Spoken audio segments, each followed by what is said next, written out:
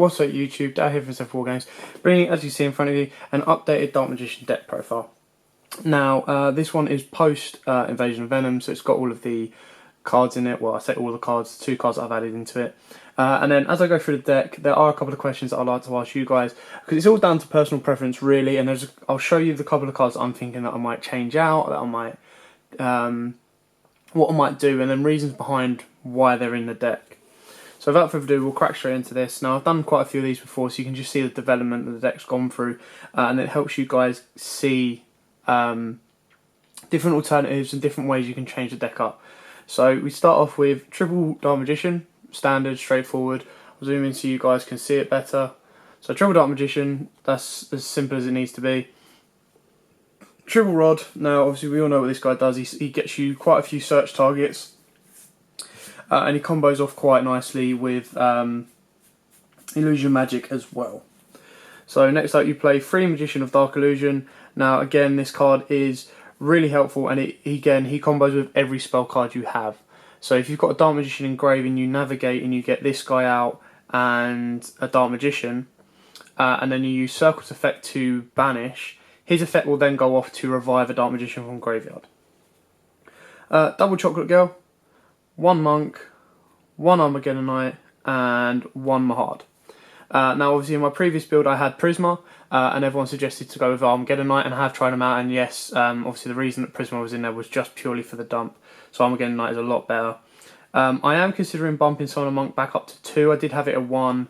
I'll show you the card that I'm thinking about taking out. Now obviously another questionable card is Mahad, and again, like I've said before, he wins me games, he loses me games. He wins me 10% more than he does loses them, and he completely changes the game if I top deck him. If I open up with him, he's a pain in the arse unless I've got Chocolate Girl in hand to dump or Twin Twisters. I am considering, I haven't put it in this build, but I am considering playing 1 Call of the Haunted instead of the 3 Eternal Souls, or in addition to Eternal Souls, just so that I can target stuff like Mahad, Chocolate, and all the other cards rather than just Dark Magician. Now onto the spells. Triple Dark Magical Circle, you must play this card, and I feel sorry, like I've said before, to all Dark Magician players that want to play the deck, because this is the most expensive card, and until it gets a reprint, it's going to stay at that price, because it is that good of a card. You look at your top 3 cards of your deck, you add a Dark Magician card, monster, like the Dark Magician monster itself, or you add a spell or trap that lists Dark Magician in its name. And then when the Dark Magician hits the field, whether it's special or normal summon, you get to banish one. Next up is 2 Secret Village and 1 Terraforming. Now again, previously I was running 3 Secret Village, and then looking into it more, and obviously suggestions from you guys, I put in the Terraforming because you're right. Unless my opponent is going to pop both of these, Terraforming, there's no reason not to have Terraforming to deck thin. Now, it's a bit of a gamble situation. If you open this first hand, which you do seem to find this quite a lot, or I have anyway, you can kind of win the game unless you're in a mirror match or someone that's going to be able to dump a spellcaster first turn, but then it's sided straight out. I mean, you look in the meta today, and obviously ABCs will be hit by it, Blue Eyes are hit by it unless they drop a Sage or Maiden or any other spellcaster that they play, but they're very thin on the ground at the moment with spellcasters. Obviously Burning Peakhead at just top Liverpool will be hit by this as well. So it's a nice way that you can lock your opponent out first turn, and if you get something like Chocolate on the board, they can't clear it as easily. So I mean, it's not foolproof. There are ways around it quite nicely, but I feel that it's really strong in this deck just to be able to lock your opponent out. Next up, we've got Double Pot of Duality. Now this is the card that I was thinking about taking, swapping out for a Summoner Monk. 1 of them out for a Summoner Monk. Now 2, yes, it's nice to see, but you only really want to see this in your first turn, and you do quite a lot of special summoning on your opponent's turn, but in the sense of stuff like Summoner Monk, you then have the decision, do you activate Pot in hand, or do you dump Pot with Summoner Monk to get the effect off? Which is why I've kind of considered taking 1 of these out for Summoner Monk. Now obviously there are other options. You can take out Mahad for the other Summoner Monk if you want to focus more on the ranks 4 play. And Duality helps. Duality is best if you don't have a Rod or Chocolate in hand, If you do, then it's not as relevant. You'd still use it just to see what you pull, and then shuffle your deck. I mean, you could activate circle, look at the top 3 cards of your deck, then activate pot to thin that out even more, and then you could activate chocolate if you've got chocolate on board, and you get to see kind of what you're going into. Next up, we have the board wipe cards. So we've got 1 Dark Magic Attack, 1 Twin Twister, and 1 MST. Now, the Dark Magic Attack is great to just completely wipe their back row, and that is easily searchable with Eternal Soul, and it helps activate. When you activate Eternal Soul, you can then special summon out Magician of Dark Illusions from your hand as well. So it gives you another option to activate that if you don't have a Dark Magician. So you can activate Eternal Soul, no search, special summon Magician of Dark Illusion. Next turn, activate Eternal Soul, search Dark Illusion, Dark Magic Attack, special summon another Dark Magician, Magician of Dark Illusion. MST and Twin Twister. Twin Twister, because sometimes you do have fodder in your hand to get rid of, and clearing 2 back row is always nice. And MST for the chances that you don't have what you need in hand and you top deck this, clear, and it's nice and easy if anything's locking you out. 1 raigeki for board wipe. Now, some people are siding this out. I don't mind having it mained at the moment. When I really get thin for places, it will probably be one of the first to be dropped out. But at the moment, just to be able to clear opponent's board is nice enough. Dark Magic Valve for that special summon of the Dark Magician, or Magician of Dark Illusion. You could also use it to special summon out your Summon Monk as well. Now, this is obviously an alternative to Call of the Haunted as well, because it's just quicker to play. But your bring back ability, your ability to bring back from the grave, or special summon your hand, is really limited in the sense that obviously Eternal Soul only targets Dark Magicians, and this will only target a select amount of cards you have. Which is why the question is, this or a Call of the Haunted in addition to your 3 Eternal Souls, or are you better off with the 2 Eternal Souls and the 1 Call of the Haunted? Anyway, Illusion Magic, because A, it's a quick play, so it'll help you get Magician of Dark Illusions out, and B, if your opponent tries to bottomless, effect failure, or anything like that, your rod, you can activate Illusion Magic, tribute it off, or even your Chocolate Girl, tribute them off, get your 2 Dark Magicians to hand, and then their effects can still resolve. So, yeah, it helps you. It then makes navigation active. So if you search navigation off and you have this in hand, you've made navigation active on your turn already.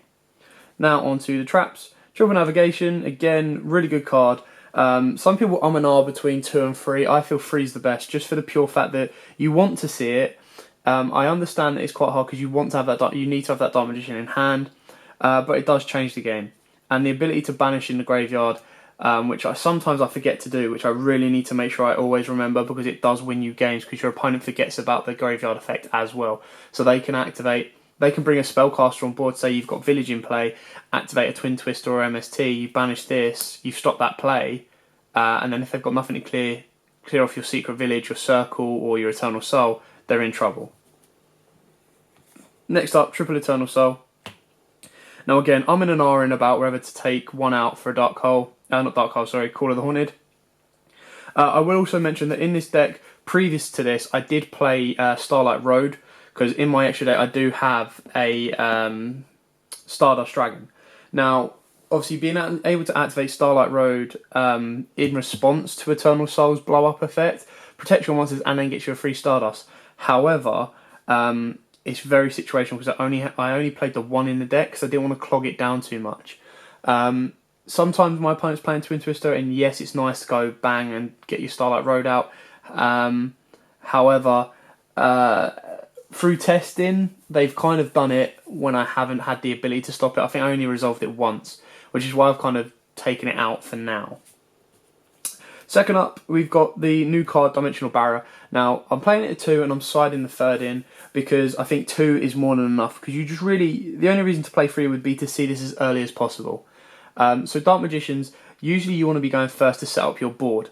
If you can then activate Dimensional Barrier to stop your opponent's special summon of Pendulums. So I'll read this card out. So basically you declare 1 monster card type, Ritual Fusion, Synchro, XYZ or Pendulum. For the rest of the turn, neither plague special summon monsters of the declared type. Also negate the effects of all monsters of that type while they are on the field. You can only activate 1 barrier per turn. So the idea is barrier will then help you push for game. So Dark Magicians can go for game with a navigation and another monster on board, because then you can go into Ebon High, not Ebon, Ebon Illusion and push for there. So this kind of stops your opponent. You go first, you set this, you activate this, as long as you know what your opponent's playing, or you kind of had, like, you know what the deck's like. So I mean, if your opponent normal summons a pendulum monster, straight away you go bang. Or if they activate a pendulum monster in the scales, you go bang, call it, and then you go from there. Obviously, stop XYZs with burning PK, so you stop out their Dantes, their breakthroughs, stop out Cyber Knights with their rituals, and it just kind of slows everything down. So it helps you then push the game if you're going second, because usually Dark Magicians go first, set everything for the board. You've got a rod or a chocolate go on board, and then you can activate barrier, lock your opponent out for the turn.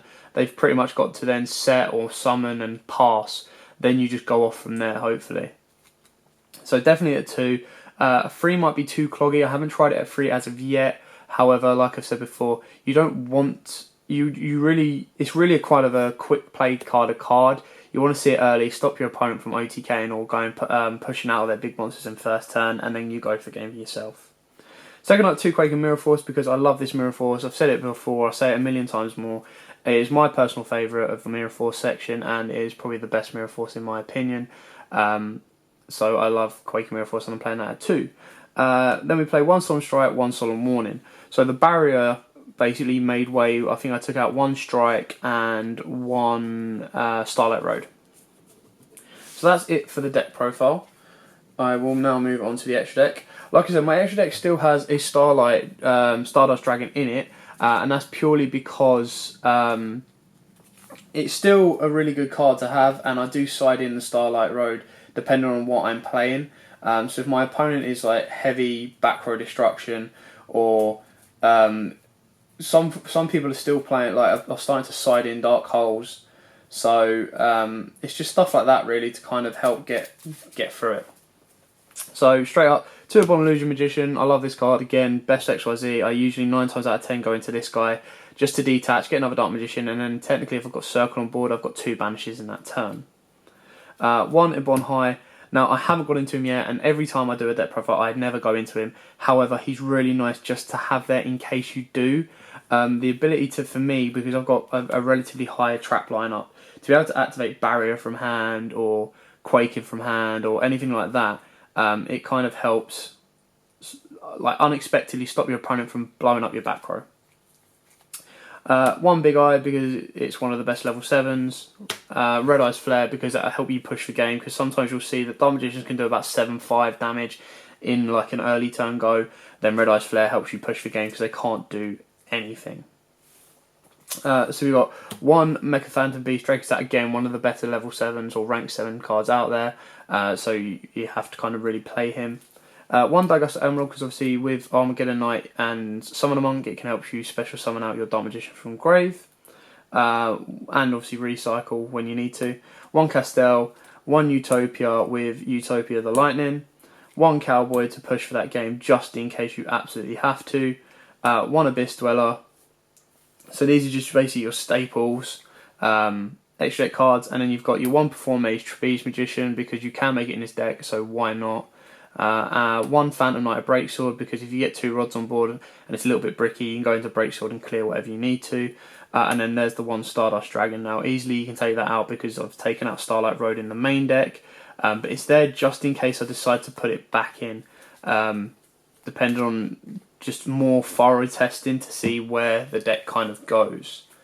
So yeah, that's it for the Dark Magician deck profile updated after Venom. Now obviously, as you can see, I've only added in like Barrier and stuff like that, but I have done some changes thanks to your guys' suggestions previously, and it has been tested out. It's done okay so far, and it's really just getting it back out there. Against ABCs, it's done okay. I think I'm probably about 60-40, because again, it's really who goes first and how quick they can set up the board in comparison to you setting up your board.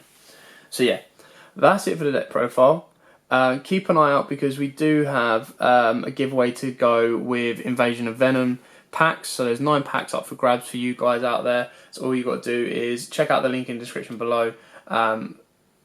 hopefully, I can't remember, I think this video is going up tonight, which is Wednesday, so our box opening and giveaway will be tomorrow, Thursday, so keep an eye out for that. Enter that. It's really simple to enter, especially if you've already subscribed and liked Lost Art's Facebook page. You know, you've got no excuse not to try and enter just to win a couple of packs of Venom, especially with Barrier being so expensive at the moment and Tree Toad.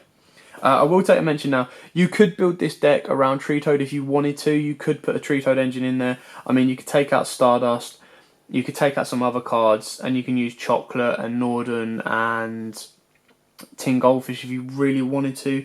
But to me, it kind of seemed more forceful than anything really. I mean, you could bump up your Summoner Monks and try and do it that way, but it really wasn't.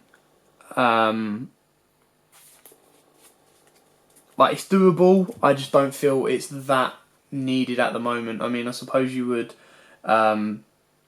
You could summon a monk into Tin Goldfish, and then Tin Goldfish to special summon your Chocolate Girl if you have it in hand, but that means you then have to have it in hand to then give you a Summoner Monk and a Tree Toad.